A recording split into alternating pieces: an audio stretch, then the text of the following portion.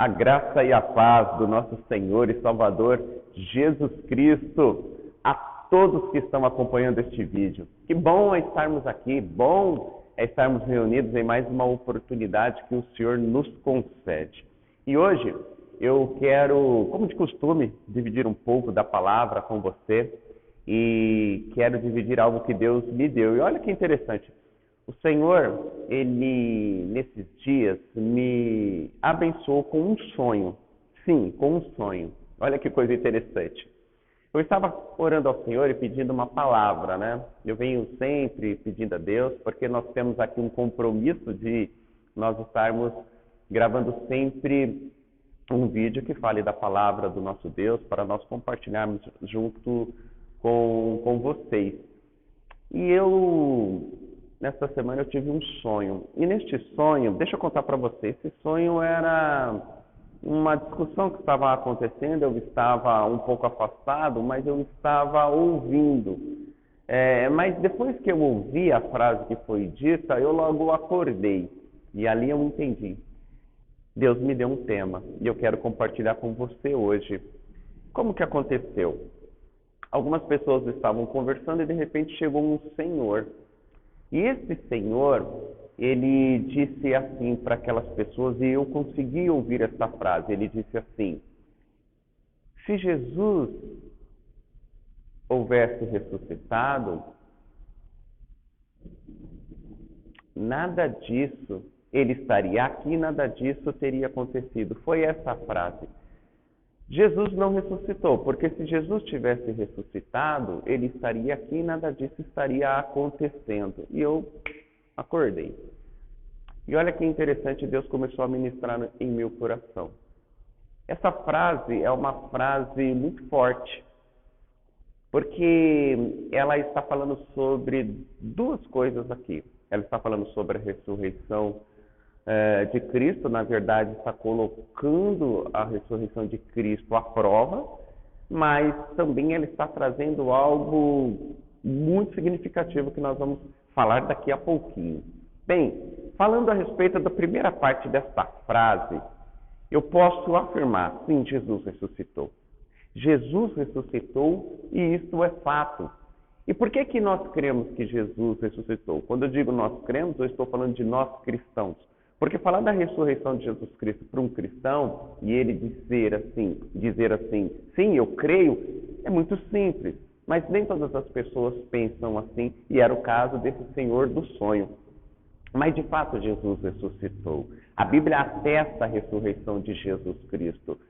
Jesus ressuscitou e nós cremos pelo simples fato de que ele mesmo falou a respeito da sua ressurreição. Você vai se lembrar daquele trecho lá em Mateus 17, 22, quando Jesus estava reunido com seus discípulos lá na Galileia, e aí Jesus Cristo disse assim, que o Filho do Homem seria entregue aos homens, e os homens o matariam. Porém, ele ressuscitaria no terceiro dia. Você lembra deste episódio que aconteceu? Está relatado lá em Mateus, capítulo 17, versículo 22. Então, só o fato do próprio Senhor Jesus Cristo ter dito que sim, ele seria entregue nas mãos dos homens, seria morto por estes homens, e então no terceiro dia ele ressuscitaria, já seria o suficiente para nós acreditarmos, porque foi o próprio Jesus que atestou e isso de fato aconteceu. Agora, um outro ponto interessante é a questão de que se isso fosse uma mentira, ou seja, uma inverdade, e os discípulos quisessem forçar essa mentira ao longo dos anos que viriam, essa mentira ela fosse tomando corpo e chegando a muitos anos após, bom, seria muito complicado eles utilizarem o testemunho de mulheres. Porque se eles quisessem levar uma mentira a respeito da ressurreição, você está me entendendo?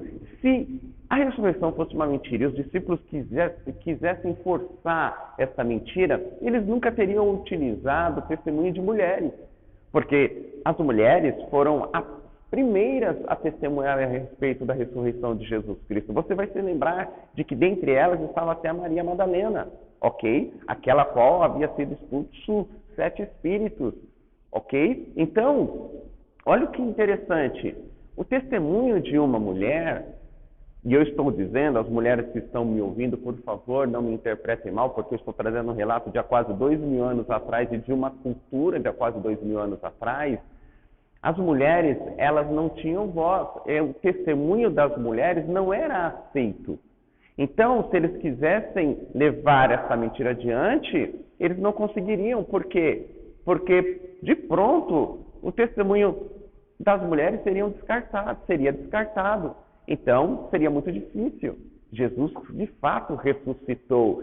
É isso que dá mais ênfase à questão. E porque foram mulheres que trouxeram esse testemunho a princípio e depois os homens continuaram levando e depois toda a comunidade continuou levando, cumprindo até o mandamento do próprio Senhor Jesus Cristo, que disse que eles seriam testemunhas de Jesus depois da sua volta para os céus.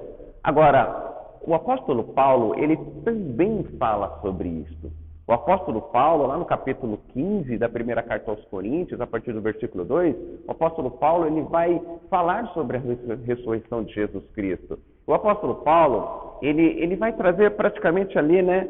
Ele vai dar um segmento depois da ressurreição. Ele vai dizer que Jesus apareceu para Pedro, ele vai dizer que Jesus apareceu depois de Pedro, apareceu para os outros discípulos. Ele vai dizer que Jesus Cristo também apareceu para mais de 500 irmãos. 500 irmãos de uma só vez. Que Jesus Cristo, depois disso, apareceu a Tiago, e depois apareceu novamente para os discípulos, para todos os discípulos, e por derradeiro apareceu a ele, Paulo. Então, de fato, Jesus Cristo, ele realmente ressuscitou. Isso é fato, isso é histórico. Quer ver? Flávio José, historiador do primeiro século, judeu, nunca se converteu ao cristianismo, judeu, respeitadíssimo no seu tempo, respeitadíssimo historiador judeu, ele mesmo trouxe relatos a respeito da morte e da ressurreição de Jesus, dizendo que um homem chamado Jesus, segundo os seus discípulos, ele morreu e no terceiro dia ressuscitou. Então, realmente, Jesus Cristo, ele ressuscitou. Agora, o segundo ponto da frase, ele nos chama a atenção por quê? Porque aquele senhor, ele disse assim, se ele tivesse ressuscitado, ele estaria aqui e nada disso estaria acontecendo. Deixa eu falar algo para você. O fato de nós crermos ou não, e essa frase que ele disse, ela diz muito a respeito de nós. O fato de nós crermos ou não em Cristo, o fato de nós acreditarmos ou não naquilo que a Bíblia coloca, o fato de nós enxergarmos ou termos mais fé ou não, isso não muda quem Deus é. Isso não diz a respeito de quem Deus é. Isso não muda o Senhor. Deus, ele não sofre de crise de personalidade. Isso não muda a sua essência. Agora, essa frase diz muito a respeito de quem nós somos. Essa frase, ela diz muito a respeito daquilo que nós pensamos. Essa frase, ela traz para fora de cada um de nós aquilo que está dentro de nós, a ignorância. Esta frase desse Senhor revela a ignorância do ser humano em relação a Deus e em relação a si próprio.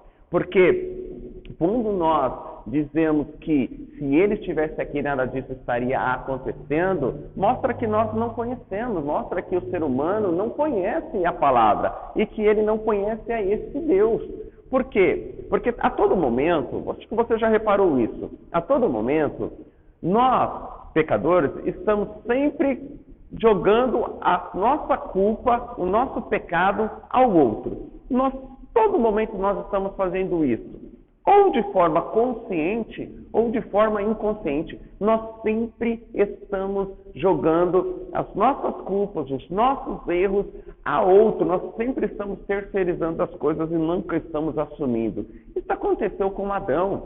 Você se lembra quando Deus ele disse para Adão o seguinte: maldita é a terra por sua causa.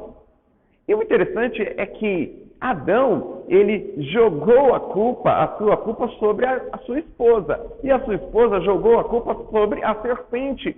Porque é típico do ser humano pecador. Ele sempre quer jogar ao outro aquilo que é responsabilidade sua. É típico do pecador. Então essa frase, ela revela muito de cada um de nós. Outro ponto interessante que nós precisamos entender a respeito da ignorância do ser humano, e não da ignorância, obviamente, eu estou falando no modo pejorativo da palavra, mas da ignorância mesmo do conhecimento a respeito de Deus. Você vai se lembrar lá em Jeremias, capítulo 2, versículo 13, o Senhor fala algo maravilhoso ali para Jeremias. Deus ele fala assim: o meu povo me abandonou. Ele cometeu 2 crimes. O meu povo cometeu 2 crimes. Qual o primeiro crime? Primeiro crime, eles me abandonaram, a mim, a fonte de água viva. Primeiro crime, abandonaram ao Senhor, a fonte de água viva. E qual o segundo crime? Eles cavaram cisternas rachadas que não sustentam água, que não retêm água. Olha que coisa interessante, 2 crimes. Primeiro, o abandono da água, da fonte de água. Segundo, eles começaram a cavar cisternas, a construir cisternas, a cavar cisternas, mas elas estavam rachadas. Ou seja, as pessoas abandonaram a Deus, os seres humanos abandonaram, a humanidade abandonou o Senhor e começou a andar segundo os seus projetos, segundo as suas próprias vontades, segundo aquilo que elas entendiam que tinha de ser. E isso é típico de nós pecadores. Paulo, o apóstolo, vai dizer lá em Romanos, capítulo 3, versículo 23, todos pecaram, pois todos pecaram e destituídos estão da glória de Deus. Todos pecaram e destituídos estão da glória de Deus. Agora você entende o que esta frase quer dizer? Ela revela não a Deus, mas ela revela nós. Ela revela muito de nós, ela revela o que está em cada um de nós. Então, o que eu faço diante de tudo isso? Eu digo, Jesus, ele é a fonte de água viva. Sim, ele ressuscitou. Sim, ele está presente. Sim, ele habita em nós. Sim, ele está no controle de todas as coisas. Sim, Jesus vive. E se ele vive, como diz o louvor, nós podemos crer no amanhã. Lembra da Marta? A Marta, irmã do Lázaro, lá no capítulo 11 do Evangelho de João, Marta e Maria estavam muito tristes, obviamente, porque o Lázaro, seu irmão, havia morrido. E então a Marta, tanto a Marta como a Maria, elas falam assim para Jesus. Claro, em tempos diferentes, mas elas falam a mesma frase. Elas dizem assim: Senhor, se o Senhor estivesse aqui, o meu irmão não teria morrido. E é isso que muitas vezes está dentro do nosso coração. Poxa, se o Senhor estivesse aqui, não teria acontecido isso. Poxa, se o Senhor, nada disso. Querido, a questão não é essa. Jesus falou para Marta: Marta, deixa eu falar uma coisa para você. Se você crê, você verá a glória de Deus. Pegou? Se você crê, você verá a glória de Deus. Querida, a questão não está naquilo que... Oh, meu Deus, a questão não está, querido, naquilo que naquilo que as pessoas falam a respeito de Deus. A questão não está naquilo que muitas vezes eu falo. A questão está naquilo que eu realmente creio. Às vezes, querido, as pessoas, nos momentos mais difíceis das suas vidas, elas vão, infelizmente... Elas vão permitir, elas vão dar vazão a sentimentos que não deveriam, mas nós somos seres humanos, nós somos pecadores, e não adianta, querido, nós acharmos que nunca vai acontecer conosco, não adianta nós acharmos que nós estamos imunes a uma série de coisas. Querido, deixa eu falar uma coisa para você, estamos vivendo tempos que são difíceis, onde mexe muito com a nossa mente, o nosso psicológico, a todo momento nós estamos numa alternância, mas o Senhor disse para Marta: se você crer, você vai ver a glória de Deus. Ele não disse: se você crer, você vai orar e vai acontecer, vai ressuscitar o seu irmão. Ele não disse para ela ir lá orar e ressuscitar o irmão dela. Ele disse: se você crer, você vai ver a glória de Deus. Porque ele disse assim: aquele que crê em mim, ainda que seja morto, viverá. Aquele que crê em mim, Marta, ainda que esteja morto, ele viverá. Então Lázaro cria em Jesus, sim, antes de morrer, obviamente, amigo de Jesus, ele acreditava no Cristo, a própria Marta reconhecia, então se a própria Marta reconhecia, fica claro que eles reconheciam, eles eram irmãos, eles falavam, porque Marta reconheceu, Maria reconheceu que Jesus era o Cristo, obviamente Lázaro também reconhecia isso, então Jesus vai lá e Jesus, ele ressuscita Lázaro. Deixa eu falar algo para você e nós já vamos terminar aqui para não estender muito este vídeo. A questão, querido, está em uma entrega ao Senhor. Uma entrega tal, aonde, querido, aonde, minha querida, você se entrega de maneira tal que não há espaço para as inverdades. Não há espaço para a dúvida. A sua entrega é tal que você crê na ressurreição do Senhor e de que, independente do que esteja acontecendo, Ele sempre está e sempre estará. Por isso você pode descansar o teu coração, por isso você pode se deleitar no Senhor, por isso você pode se alegrar no Senhor, porque você tem certeza que Cristo ressuscitou. A sua entrega, ela é tão grande, a sua entrega é tão intensa, melhor dizendo, que você tem certeza que Ele ressuscitou e está presente e está operando maravilhosamente na tua vida. Então que Deus abençoe você, que este vídeo, que essa palavra abençoe você em nome do Senhor Jesus. E não se esqueça, Ele ressuscitou, Jesus, e Ele está presente. Amém? Deus abençoe. Continue orando por nós, tá bom? Para que o Senhor continue a nos inspirar e que haja uma grande iluminação da parte do Senhor em todos os corações. Deus a abençoe maravilhosamente. Posso orar por você?